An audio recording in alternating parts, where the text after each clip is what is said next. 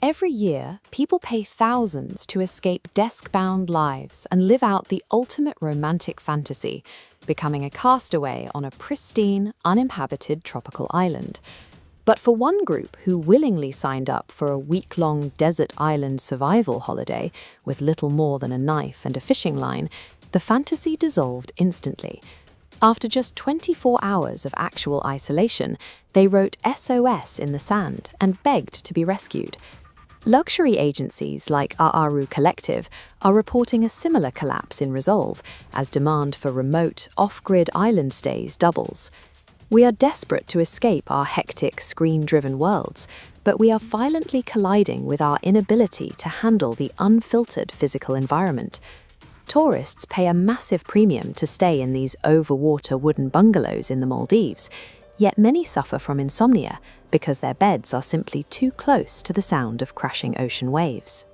In the Seychelles, high-end resorts are fielding complaints from guests who are furious that the local birds are waking them up in the morning. At a luxury tented camp in a Kenyan game reserve, a wild hippo brushing up against the outside canvas caused a guest pure panic rather than exhilaration. In Swedish Lapland, urban tourists find the absolute natural silence so jarring that it literally causes their ears to ring, keeping them up all night. And at a highly sustainable eco-resort in a Thai primary forest, visitors demanded that the caretaker staff go outside and round up wild nocturnal frogs because the croaking was too disturbing. Travel brochures sell deep serenity, but for travelers habituated to the low hum of traffic and sirens, raw nature feels like a terrifying sensory assault. We spend our daily lives in highly sanitized, air-conditioned, and tightly controlled boxes. Living in the most comfortable era in human history has erased our tolerance for even the mildest forms of physical adversity. Resort operators note that children arriving at these remote destinations literally do not know how to play outside. Without a digital distraction, they simply don't know what to do with themselves. Our success in insulating ourselves from the elements has traded natural resilience for a dependency on highly controlled environments. Psychologists point to a specific gap driving these ruined vacations: the mismatch between the trips people book and who they actually are in real life.